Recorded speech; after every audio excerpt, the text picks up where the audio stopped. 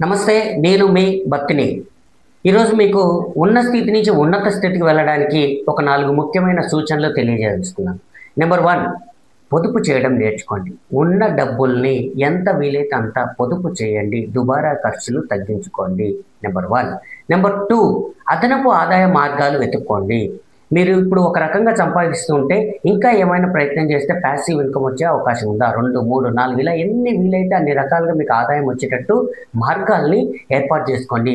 Number 3, assets ఆస్తుల్ని కొనుక్కోండి. మీకు ఆదాయం భవిష్యత్తులో రేట్లు పెరిగేటివి, మీకు ఖర్చు కాకుండా మీకు అదనపు ఆదాయాన్ని ఇవ్వగలిగే వాటిని, భవిష్యత్తులో రేట్లు పెరిగే వాటిని, తరిగే వాటిని కాదు పెరిగే వాటిని ఆస్తులు అని అంటారు. పెరిగే వాటిని ఆస్తుల్ని కొనుక్కోండి. నెంబర్ 4, నిడారంబరంగా జీవించండి. ఆర్భాటాలకు పోయి వాళ్ళతో వీళ్ళతో పోటీ పడి అనవసరమైన వస్తువులు కొనుక్కోమాకండి. ఈ 4 విషయాలను మీరు పాటిస్తే ఉన్నత స్థితి నుంచి ఉన్నత స్థితికి వెళ్ళడానికి పెద్ద టైం ఏం పట్టదు. Within the days, within the ఇయర్స్లోనే మీరు ఒక మంచి భవిష్యత్తును చూడగలరు. Thank you very much.